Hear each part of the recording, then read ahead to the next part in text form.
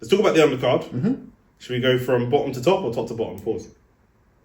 I mean, I think I want to start off with... In fact, we can go from bottom to top. Okay. Vidal Riley, Shay Clarke. Chev Clarke, for me, I think Vidal Riley wins that fight, but I think it's a good fight. I think Vidal Riley's the person I said is in the best possible position in boxing. Do you know what I mean? Because he's able to jump in between influencer boxing, pro boxing. He can do what he wants. I'm saying Chev Clarke's coming off a loss.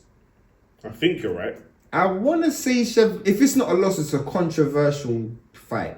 I want to just check that. I think Chev Clarke's coming off a loss. Yeah, split decision loss. Who did he fight? Leonardo Mosquera.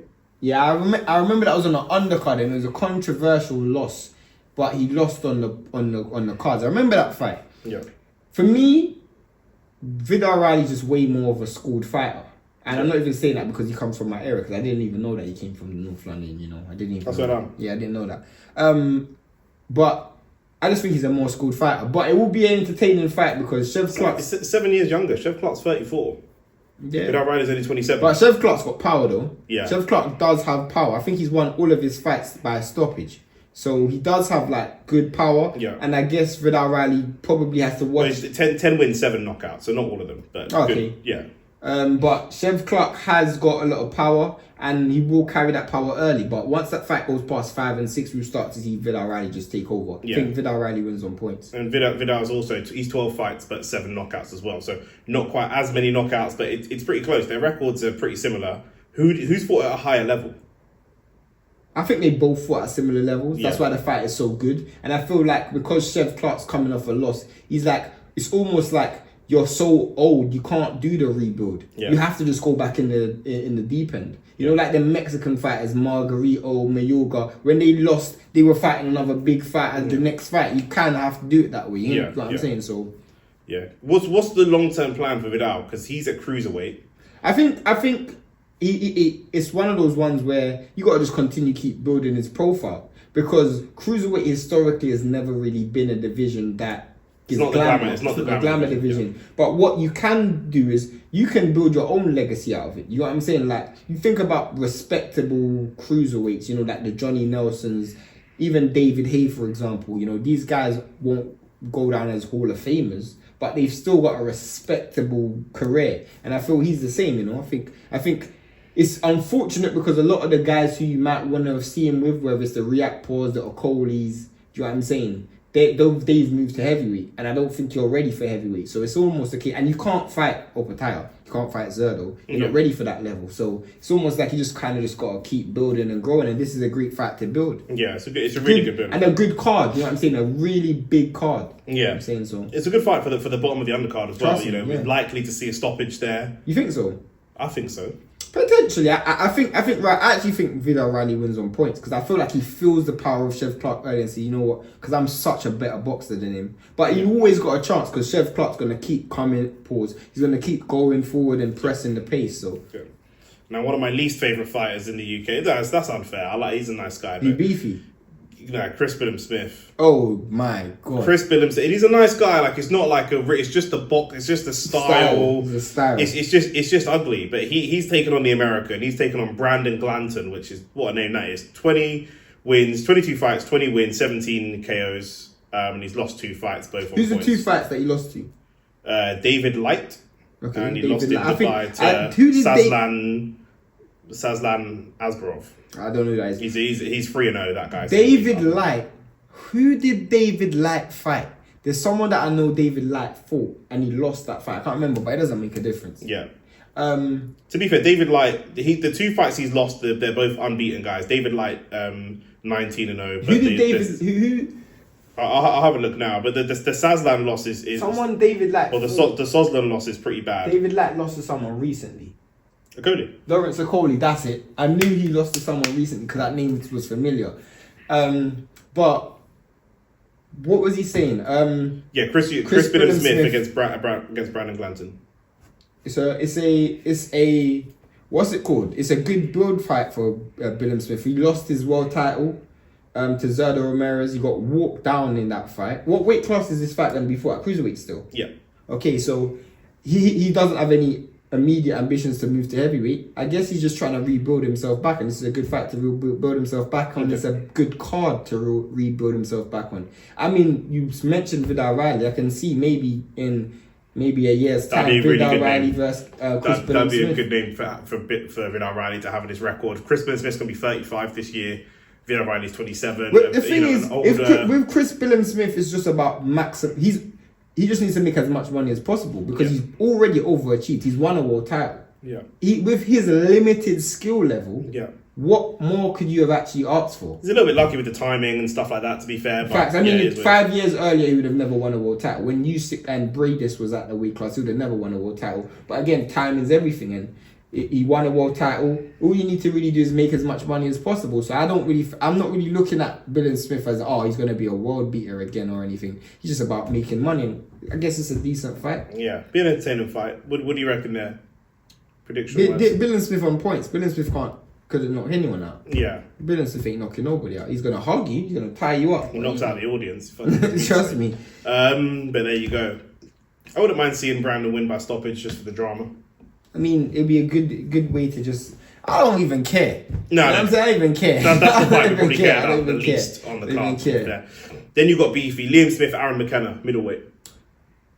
This is a good fight because I think he's got to be seething to be on Eubank's undercard. I think Liam Smith's similar to Chris Billam-Smith in the sense that they're just fighting for money at this stage, bro. Yeah. Liam Smith has accomplished everything that he would ever accomplish. Every time he stepped up to the really elite level, whether it's Jaime Munguia, whether it's Canelo Alvarez, you got stopped. Do you know what I'm saying? So at the end of the day, you already know your limitations. So what are you fighting for? Maybe he can fight. He's at middleweight now, isn't it? And you know what's so funny, Nick?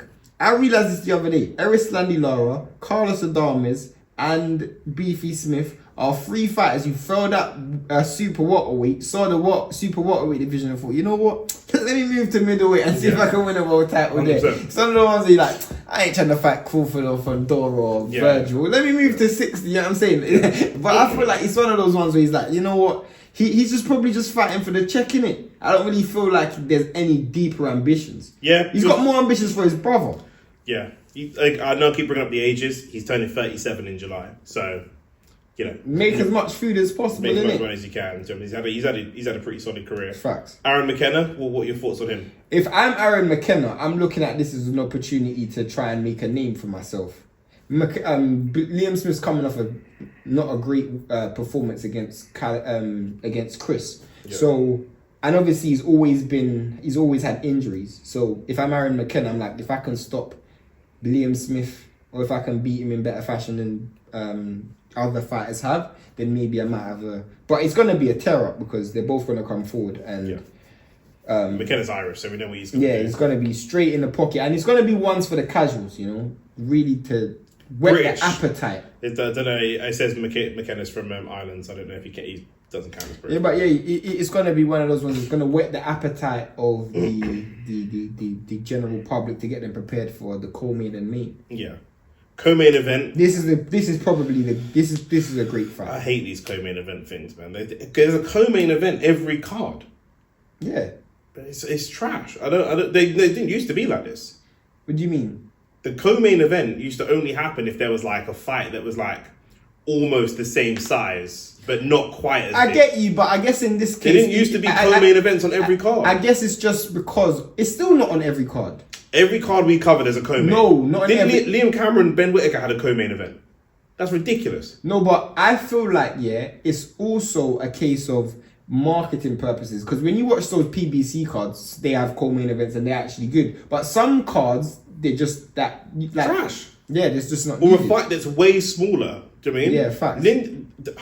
This is a good fight. Anthony Yarde and Lyndon Arthur 3. This is a good fight, bro. This is actually a good fight. It will be a good fight. Don't get me wrong. It will be a good fight. Co-main event, I'm not sure that I see that. But then again, do you know what? Do you know why it is a co-main event, to be fair? Because the main event's not even like a world title. Facts. So. And Anthony Yarde is probably the only one on that card that's actually a world level fighter as it currently stands.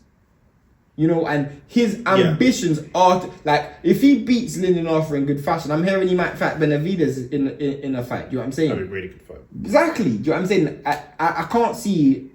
I think, you know, Anthony Yarde's style would mesh really well with American fighters. Facts. In my opinion, you know, 100%. the Eastern European fighters, they're not good for him. You know, we've I mean, seen that already. Well, I know we fought well, but the stars aren't good for him, and obviously that's not just why he's after the event, but you know that focused aggression. If he can be aggressive pick the right moments to be aggressive, you know, the Americans kind of Mexicans, yeah, like Latin American. I know Benavidez is like Mexican but American. That kind of style, I think, could make for a really interesting, very much so, entertaining because he will have the athletic advantages. Yeah, he would be faster. He was faster than Kovalev and Beterbiev, but they have so much good boxing fundamentals. Yeah, like that amateur's pedigree. I don't think he was that much faster than Beterbiev. I think he was that much faster than Beterbiev, specifically in terms of his overall like hand speed. Yeah. But obviously because of Beterbiev's boxing IQ, it was able to negate that. I don't think Benavidez has that boxing IQ, and neither do I think Lyndon Arthur does. Yeah. So now it becomes a fight of attrition. I'd like to see Lyndon Arthur fight Ben Whittaker. You think so? Yeah. I don't think Ben Whittaker's ready for that fight. Maybe not. But if you're asking me who I think wins, I think it's a good fight though. I think it's a good third fight. I think after what I saw in the second fight, like Anthony Yarde just washed him, just walked through him, destroyed him. Yeah. I can't see it being any other way. Yeah. You know what I'm saying? And since then, I think Lyndon Arthur's had, you know, I think he had the fight against Bivol where he pretty much just came to survive, and I feel like against Yarde he's gonna do the same thing, just pretty much come to survive. That's what I think. Like Lyndon Arthur now is not the Lyndon Arthur of before. The one that beat Yarde in the first place. He's not the same. Yeah, he's not the Sometimes same. It's like when you're aware of your mortality, innit? Yeah. Like when Yarde beat him, it almost made him like afraid to throw punches. That's why when he fought Bivol, he was afraid to throw punches. Yeah. And I feel like it's going to be the same thing. Like he hasn't done anything to... But because it's Yarde's an exciting fight, I still think it's going to be a good fight, you know? Yeah. So it's a good fight to be on the undercard. Do we think that he's there to win though? Lyndon Arthur? Lyndon Arthur? Yeah. How game is he at this point? I don't know. That's a good question. That's why I wonder. That's why I think him versus Ben Whittaker. If you're Ben Whittaker... Lyndon Arthur's not food, but he's a beatable opponent. It depends on the approach in this fight, because in my opinion, Yarde has to look good. If you got Benavidez on the horizon, you have to look good. If you look good, it's like boom, like I can go and shout from the rooftops. If you have a tough fight with Lyndon Arthur, it's difficult to do that. You know what I'm saying? And I'm like, if I'm Yarde, I'm gonna try and impose my will early. And I'm like, if Lyndon Arthur feels that power early, he might just like, bun it, bro. Do you know what I'm saying? He might just like, this is what am I here for? And I can see that happening. You know what I'm saying? Like if he gets brought to that dark place early and he looks up at the screen and it says round 1, 30 seconds left, and like, I got 12 more rounds of this. Like, what's the point? You know what I'm saying? Like I kind of feel like it might be a case of him just, I don't say he will quit, but you might just see it. How much motivation? You know what I'm saying? How much motivation does he have? But I guess maybe you were right. Because if I'm Ben Whittaker, I might say going rounds with Lyndon Arthur might be, you know, a good name on my resume. You know? Yeah, I think so. Depending on how impressive he looks. Can Lyndon Arthur try to weather the storm? You know, the 3 losses that Yarde has are like the only 3 times he's fought 12 rounds. I know he stepped up in quality. Kovalev is just better. Beterbiev is just better. And I know he fought well, but gas tank, 12 rounds, can try to take him late? Lyndon Arthur has to take the confidence that I've already beat Yarde. Now, it was a Yarde that had his father passing away and the COVID and all of that. So you got to take that into consideration. But I've already beat you. You get what I'm saying? And you have to somehow you have to find it within yourself to use that as motivation. And when it does get tough, you have to think, I can get through this. And we'll see. I don't see it though. I see Yarde winning by an early stoppage again. Yeah, early stoppage. I see a mid stoppage. I'm hoping, you know, again for. But you know. Sorry to cut you off. Yeah. You know what might be hard though. If Yarde washed him, the second fight Yarde washed him, and let's say it's round. How much confidence? Yeah, I'm saying. That's what I'm trying to say. If it's round 4 and I ain't knocked him out yet, maybe Lyndon Arthur can get a bit of confidence. And with Yarde, we know the famous empty the gas tank. I'm not saying he's gonna empty the gas tank, but we know that his gas tank isn't necessarily the best. Do you know what I mean? If you can just try and tie him up, make it ugly, and just fact, try and get him down. Maybe Yarde might think, maybe because Yarde's thinking Benavidez, he might be thinking, let me put on a performance. Let me put on a performance. The more he tries to put on a performance, there'll be opportunities for you to try and get him when he's injured. If you can try and weather that storm. So I still think that Yarde wins, but I think maybe more towards the middle rounds. That's a good point. Because Lyndon has to show some better survival ability. You go and stand in the pocket and trade with Yarde, you're going to sleep very early. Quick. That's the same with most fighters in the world at that weight class. So, but yeah, that trying to put on a performance thing, Yarde still, he's been up and down in his career, but he still wants those big fights. Facts. The motivation is there for him to put on those big fights, but he does need good performances for the sake of, we can't have media packages of him and Benavidez with knockouts from 4 years ago. No. You know what I'm saying? Like, we need stuff that's recent to really kind of sell this fight. And because Yarde's not a great talker or promoter of fights either. For someone who's like his athletic, I get what you mean. I get what you mean. He's probably the least shit talking, knockout punching black man the sport has ever seen.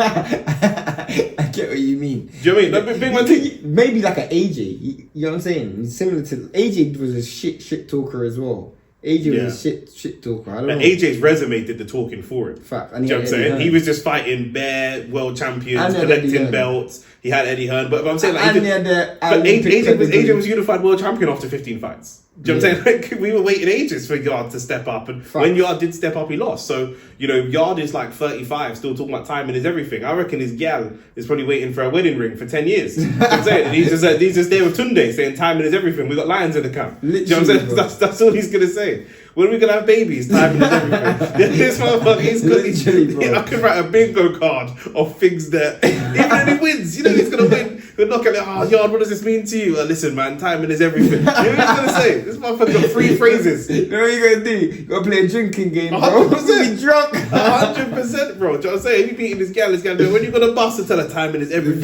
This motherfucker is just so predictable. This guy is so predictable with what he says, bro. He's got 3, like Woody, he's got 3 program responses. You just pull the string, fam. 100%. I got a steak in my boot. 100%, bro.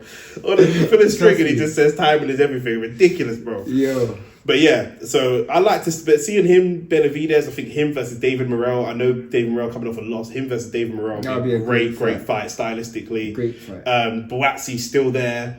Boatsi versus Yarde. Boatsi versus Morrell would be a great fight. If Benavidez and Yarde fight, both come off of wins, and then you have Morrell versus Callum Smith. Callum Smith is still there as well. There's some good fights at that division for those guys. And unfortunately, Benavidez is looking at world titles, and he's that. Was he interim or something like that? He's actually been elevated. He's elevated full world champion. And these guys, unfortunately, are just a level below. So you've got to really overpay to get Benavidez to go and take these fights. But if they can make those fights happen, then is Yarde back with Warren now, and everything's kind of smoothed over? I actually don't know. Yeah, I actually don't know. That's going to be interesting. I know this is a Riyadh season event, so but they're all on Riyadh season, so it's just like.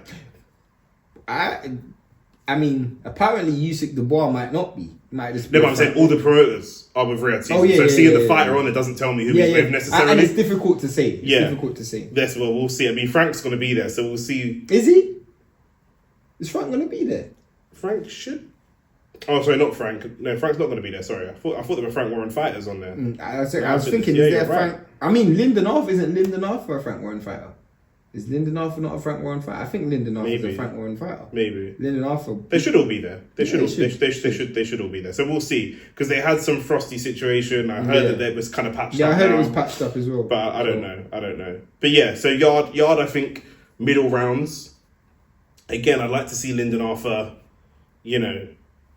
make it competitive and try and get some good food after that. But who knows, bro? Who knows? But yeah, man, we're going to be live. Yeah, we're going to be live on Saturday night. What time are we going live, roughly?